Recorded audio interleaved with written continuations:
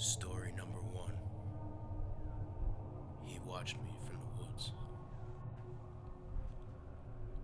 As luck would have it, I inherited a crappy piece of property in my early 30s when an uncle passed away. I know that sounds ungrateful, but if you've seen it, you would have laughed just like the rest of my family did. They teased me with the countless haunted stories due to the fact that the property was in a wooded area in the middle of nowhere. But I decided that I might as well go and take a look one weekend, but no one was available to go with me. My mom was afraid for me and made me a promise to call every night, seeing as I left Friday afternoon and planned to come back on Saturday. I drove a van, so I decided that I'd sleep in it, even though there was a self-contained cabin there. Unlucky for me, I was advised that there was no running water, but I already resigned myself to fixing the place up and selling it, even if I got a low price for it. When I pulled up to the driveway on the 4-acre property, I felt shivers going down my spine. I couldn't put my finger on why that happened, but I ignored it and continued to drive. The trees were so thick that I imagined myself getting lost, but soon as I saw the cabin, which seemed too new in the shabby surroundings, there were a couple of abandoned old cars and a big pile of rotting wood near the shed, which was next to the cabin. When I got out of my car, I felt icicles running through my veins. I felt stupid, but I called out, "Hello?" Of course, nothing was there, and the shadow disappeared. I actually thought it might have been a bear, so I raced to the front door and fiddled with the keys, eventually unlocking the door and letting myself in. There was no furniture apart from an old table, only one chair. It was obvious that my uncle had started doing the place up, but his death intervened. Thinking of him, I worried that his ghost might be haunting the cabin. Little did I realize at the time the scariest things would have happened outside. I started to wonder if I stay at all, but found myself dragging my bags and air mattress in. I sat at the table and ate myself a makeshift meal, making mental notes about what I had to do to get the place ready for sale. Then, I heard a metallic noise not so far from the back door.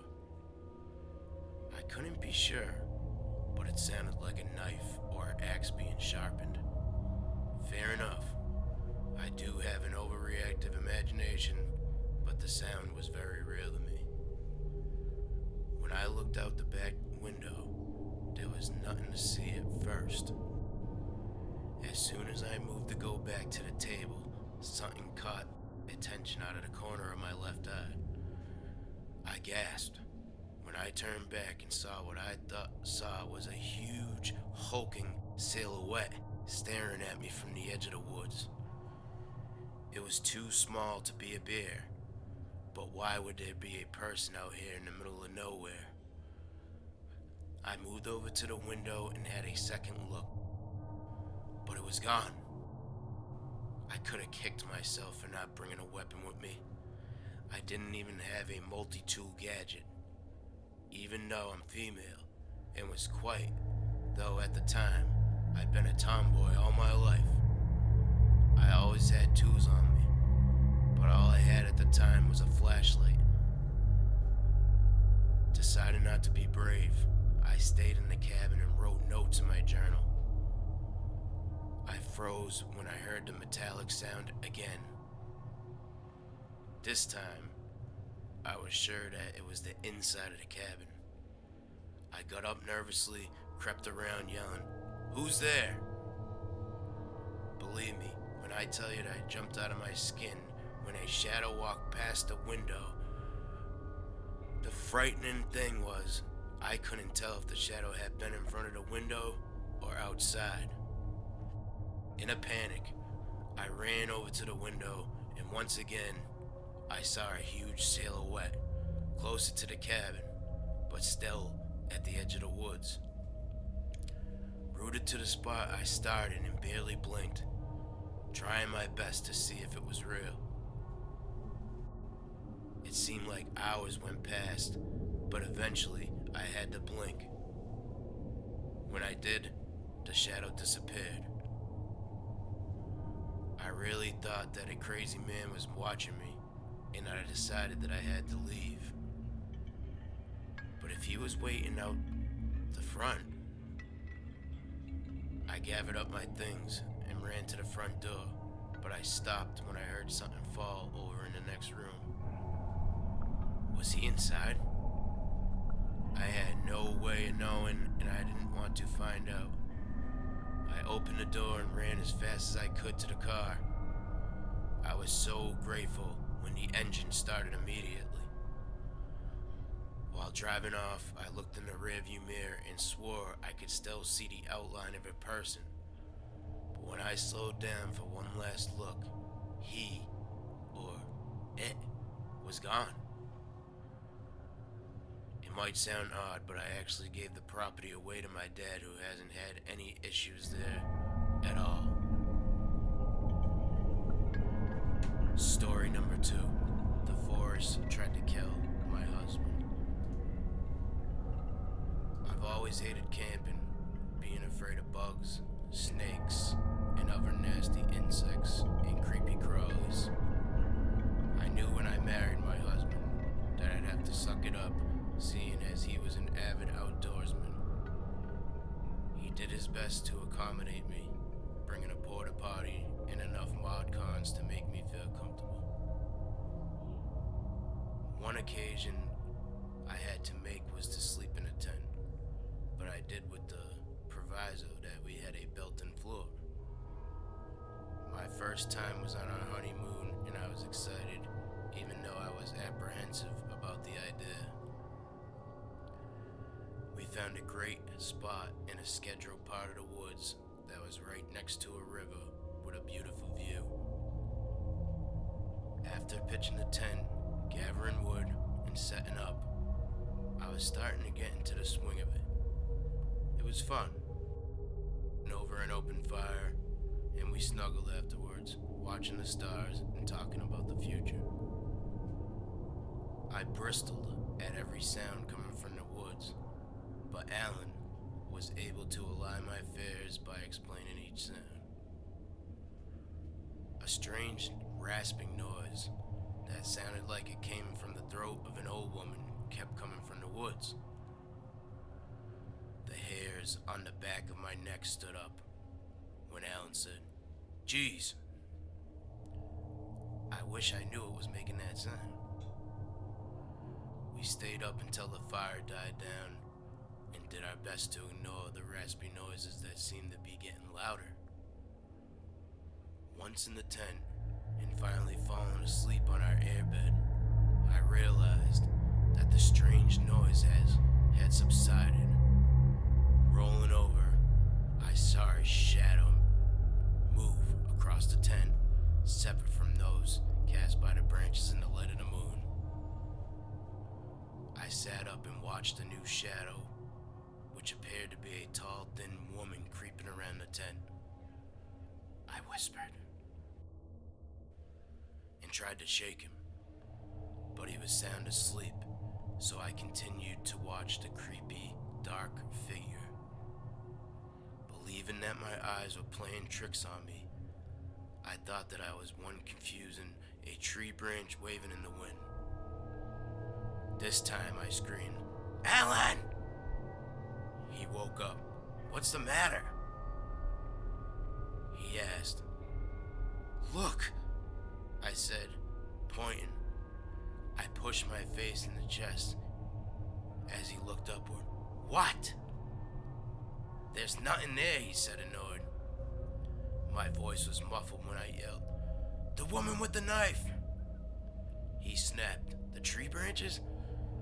I looked up, and that it was the only tree branches shadowed on the tent now.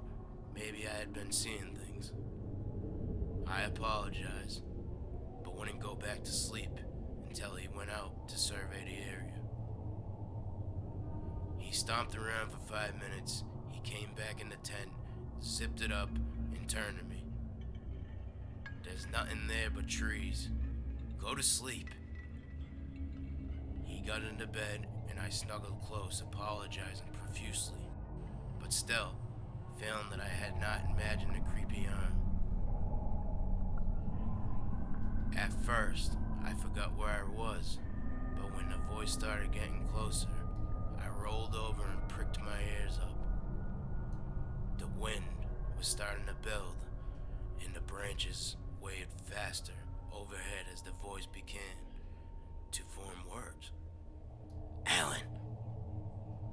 I thought I was hallucinating, but the raspy, cracked voice continued to call his name in earnest. I was horrified to hear the demanding voice. "Alan, you belong to me." I couldn't believe what I was hearing, but I hesitated to wake him up. I could tell that she was old, as her craggy face and bedraggled hair was clearly defined in her terrifying shadow. Barely breathing, I sat and watched as she crept towards the zipper of the tent, dragging the dagger up and down. The wind was now whistling and tearing down branches in the distance while she called out, "Alan!" I was too petrified to move or make a sound. I could see the old woman dragging a dagger up and down the zipper. I could hear wheezing in between the commands, "Alan, you are mine. Never say no to me." What happened next is stamped in my memory forever. The zipper started slowly to open, forced by the dagger. The wind was blowing the tent around as the flaps of the opening started whipping around in a frenzy. Then I saw her dreadful face. Her head had poked through the opening, and I could see her deep, dark, hollow eyes. Her straggly hair was like a clump of dead tree roots blowing about in the wind while her arm came into the tent.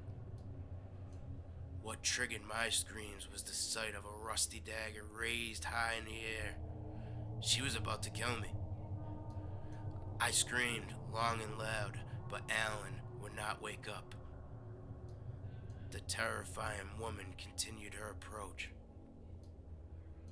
The tent was now bellowing in the storm, but Alan continued to sleep. The ensuring horror in her terrible voice.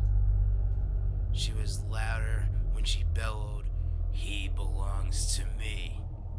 He's mine." She reached out the other hand out.